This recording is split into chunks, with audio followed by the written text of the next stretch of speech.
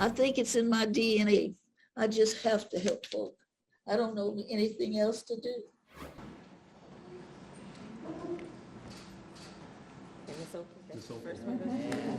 We're blessed to mark the day in the presence of Miss Opal Lee. As my mother said, God love it. While the U.S. marks Juneteenth, a federal holiday to commemorate the end of slavery in the United States, racial disparities and the struggle for justice in America continue.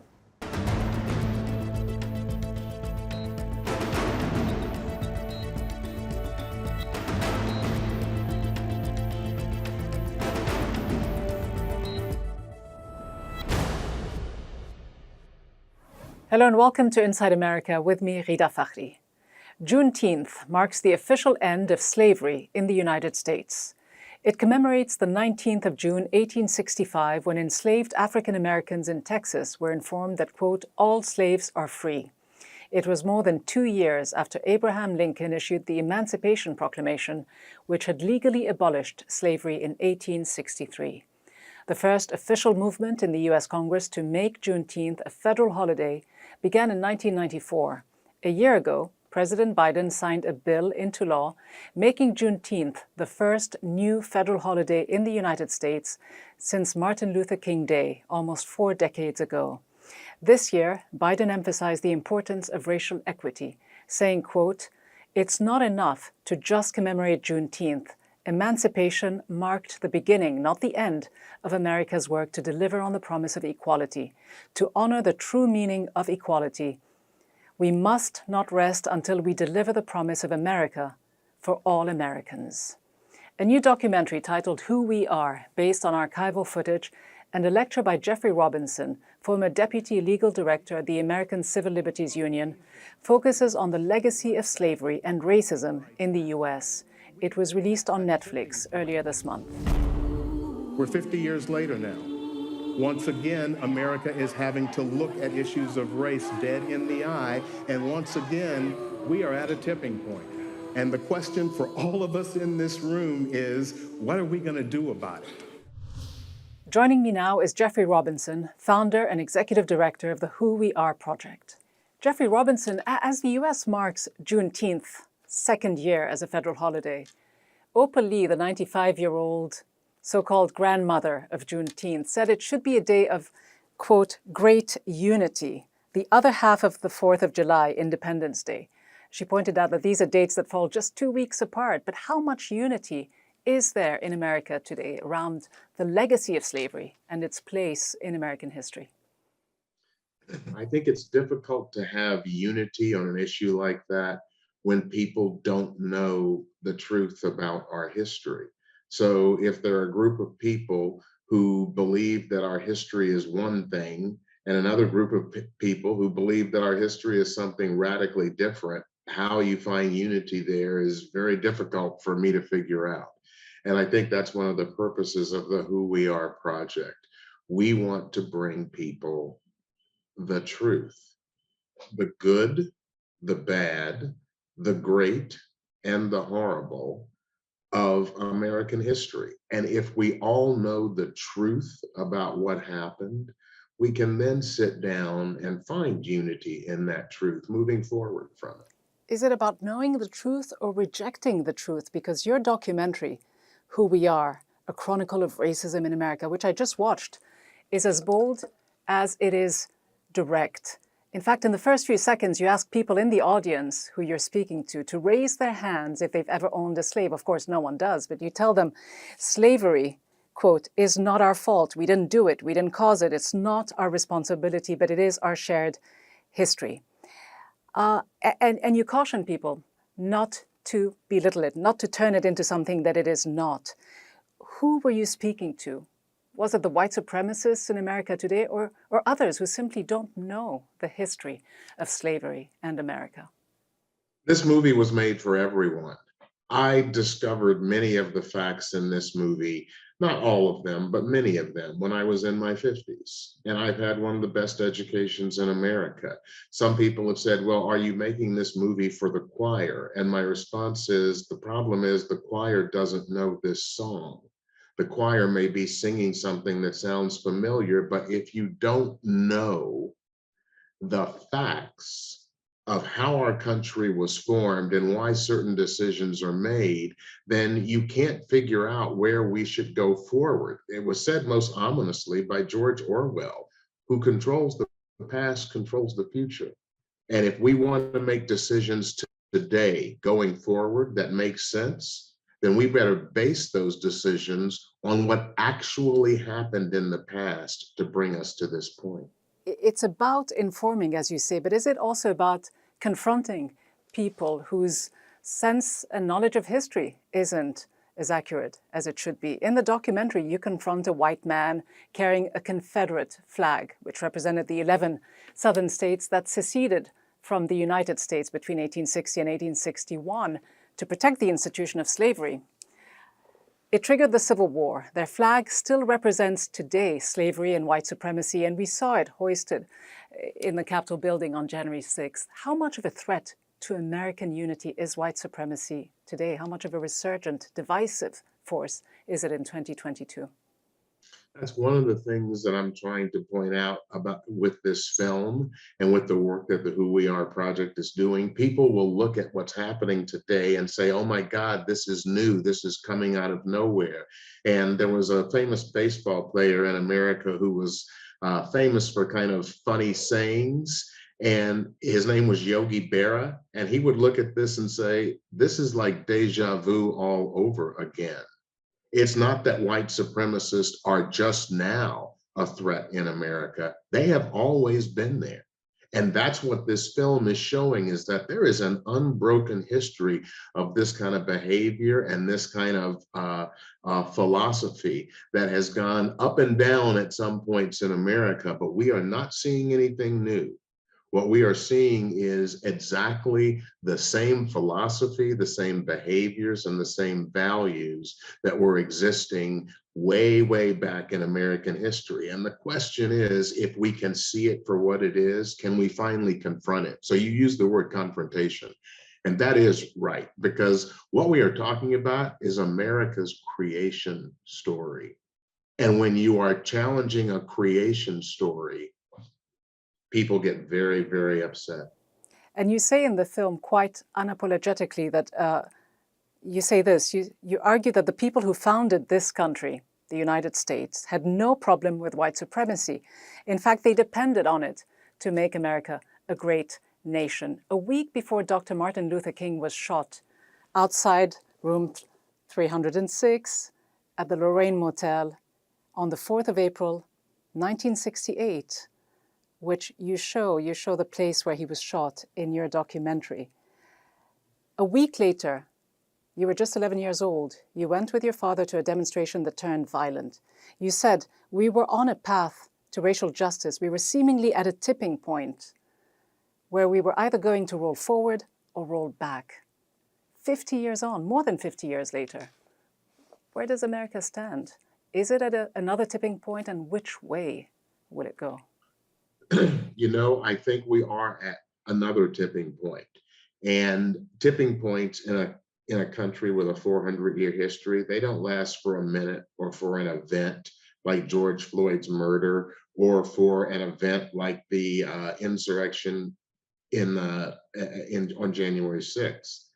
They last for a decade, maybe longer. So the tipping point that I was talking about in 2018, when that stage presentation was filmed, we're at the same tipping point today.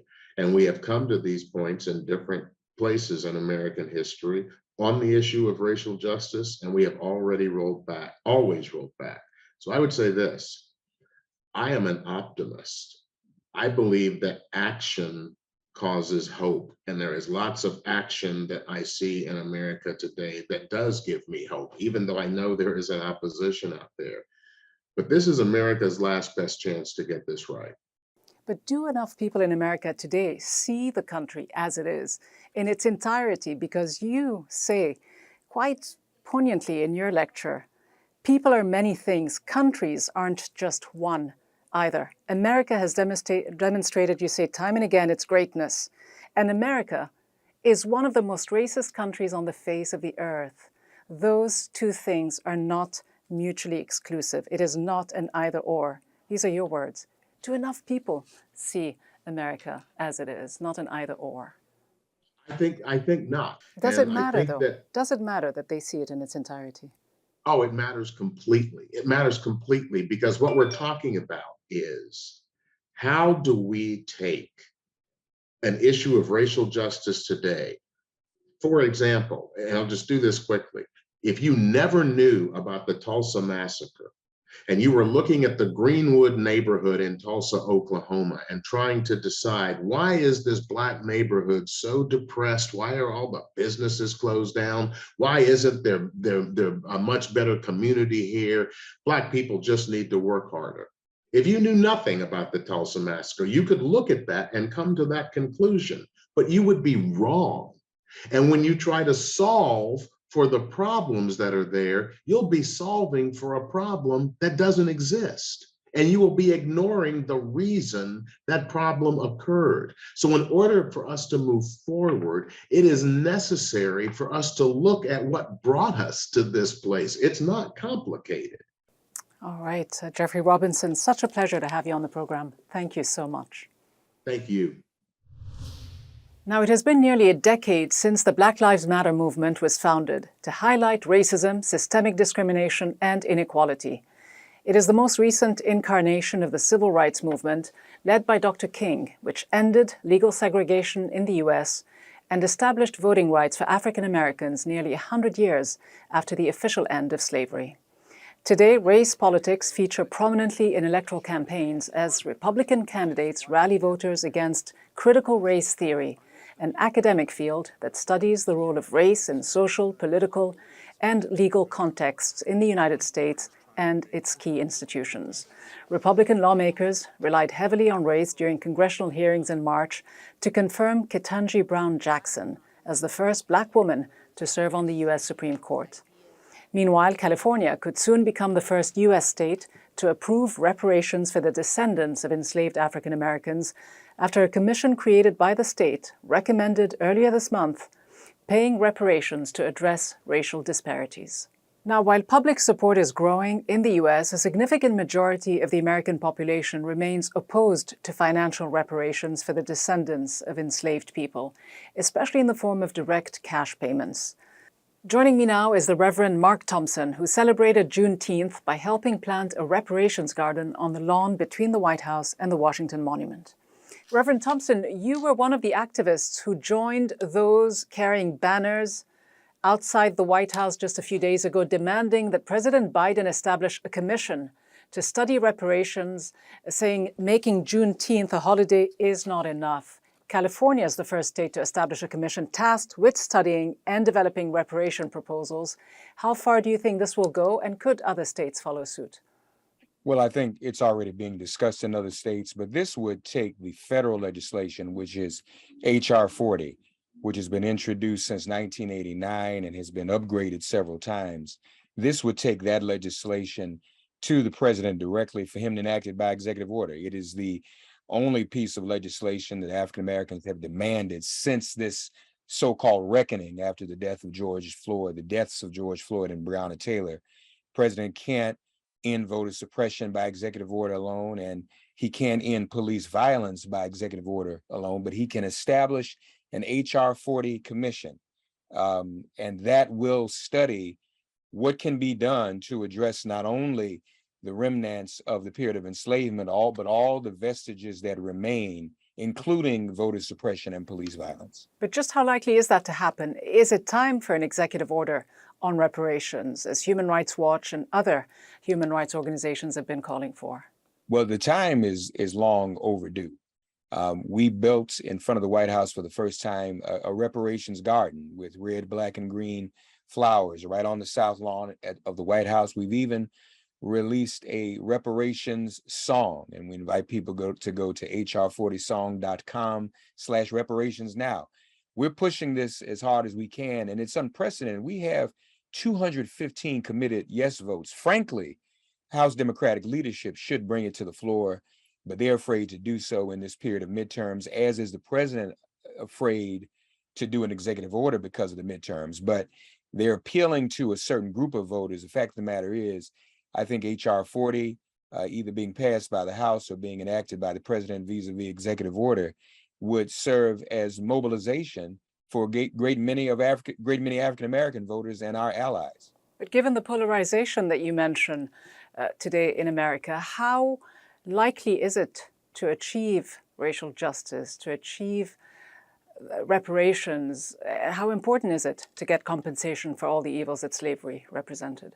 Well, again, not just the evils of slavery, but all of slavery's evil offspring, the vestiges from lynchings to Jim Crow to segregation to voter suppression and mass incarceration, police violence, land loss, redlining, so many things.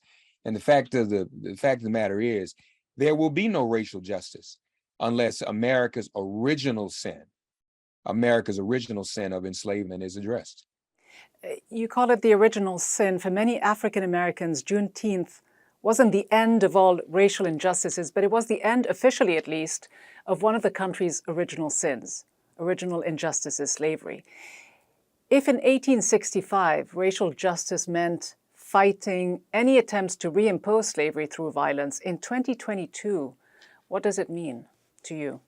Well, it means bringing an end to all of the vestiges that still exist. African Americans still face discrimination, still face terrorist violence, as we just saw in Buffalo, as a result of an argument called the Great Replacement theory. So racism and white supremacy have not ended. We're still the victims. We still are at the lowest rung of the economic ladder. We just participated in the Poor People's Campaign Saturday in Washington, D.C. with hundreds of thousands. We are still disproportionately impoverished, disproportionately unemployed, disproportionate lack of access to healthcare and many other things. And all of these things continue to exist because of the impact of enslavement and everything that came behind it. The way we address racial justice and racial polarization is with justice, not to hide from it, not to be so uncourageous as not to bring it up for fear of mobilizing Donald Trump's base. He is mobilizing his base with white supremacy.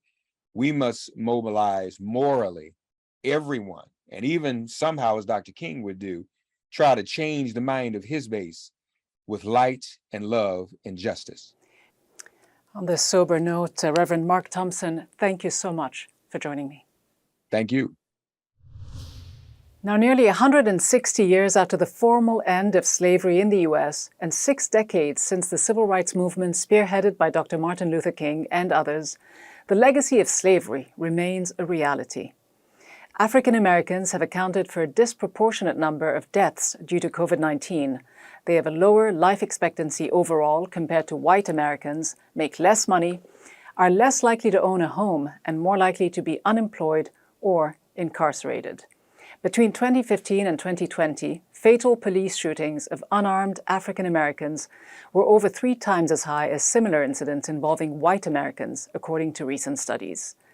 Minkah Makalani is an associate professor and director of the Center for African Studies at the University of Illinois. He joins me now. When you consider the economic legacy of slavery, not just in the South, but for the economy of the United States as a whole, and consider that in 1840, slave-grown cotton produced in the South accounted for 60% of the world's cotton, how central was slavery to America's industrialization and its prosperity? I think it was essential. It was the key factor in America's economic and political development. And I would go even further in saying that the way that the world looks now, the development of Western countries, industrial capitalism in Western Europe and the United States would have been impossible at the rate, at least, that it developed without the labor and the exploitation of those who were enslaved in the United States, as well as the Caribbean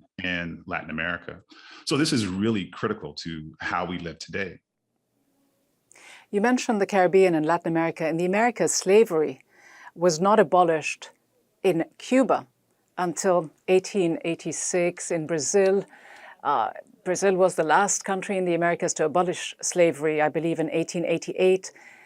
Some slave owners resisted the emancipation order by fleeing south to some of these countries where slavery had not been outlawed. How important did slavery become in those countries for the United States?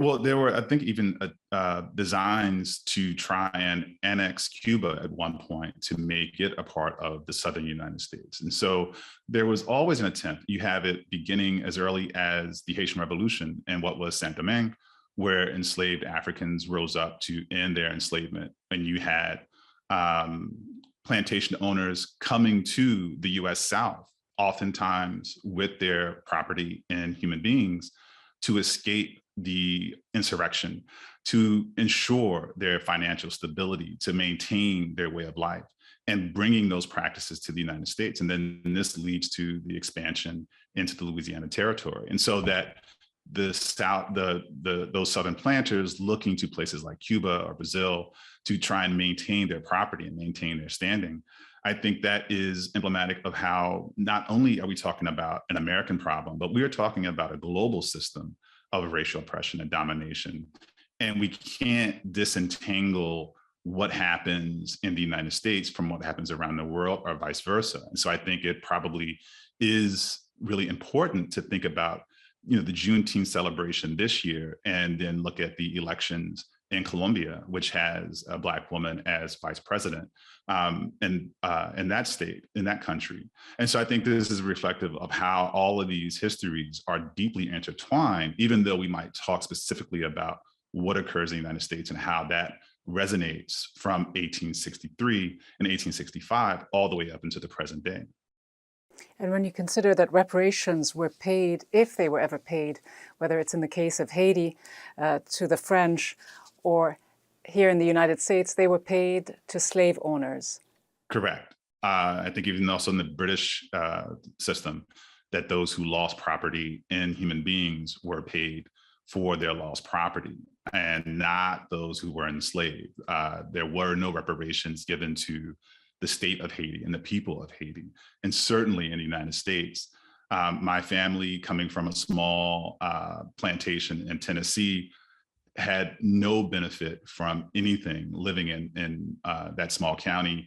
And that resonated all the way up into our family history up until today. So I think these things are, it's a long time ago in terms of in how we live our daily lives, but how it impacts all of us. And so if we think about the way the United States looks today and the complaints that Black people are making about policing, about economic inequality, about the attempts to roll back voting gains and basic civil rights, we are talking about a perpetual effort to reckon with the history of enslavement in this country, how it's foundational to this country, how it's at its core. It's not just a birth defect that was corrected or that can't be gotten beyond. It's something that still informs how we think about politics today, how we think about life, culture, and our economy, and how we deal with individuals and human beings and groups of people who have varying different relationships to the state, various much different access to economic stability, educational outcomes, housing outcomes, health outcomes. All of these things are tied up together in this very long and troubled history that isn't something that we can easily get beyond. And I would say that we are still grappling with, not in the same way that those who were enslaved and who celebrated with Juneteenth and Emancipation Day celebrations, both in Texas and around the country, but those who are dealing with it today in 2022. Professor Minkah Makalani, great to have your perspective. Thank you so much for being with me. Thank you.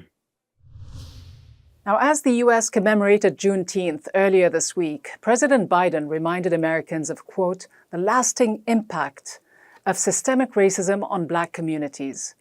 It was almost 160 years ago that enslaved people in Texas were told that a proclamation issued by Abraham Lincoln granted freedom and, quote, an absolute equality of personal rights and rights of property between former masters and slaves.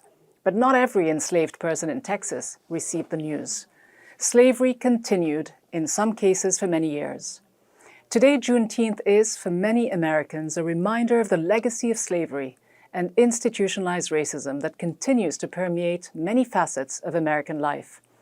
For some, the resurgence of white supremacy and the symbols of America's racist past on full display during the January 6th Capitol insurrection and under the watchful eyes of some law enforcement officials is testament to the power structures and institutions that have allowed the lingering inequities and racial injustices to remain deeply embedded in the American system. And so, in short, while the US marks a watershed moment in its tumultuous history, it stands at yet another crossroads. As Opal Lee, the grandmother of Juneteenth, recently wrote, quote, "This great work is never done, and if we hope to do it, it will take the commitment of every American, so we can truly celebrate freedom from the 19th of June to the 4th of July. A rallying cry and a bold vision that will take much more than a federal holiday." That's all from me, Ghida Fakhry, and the team here in Washington. Thanks for watching.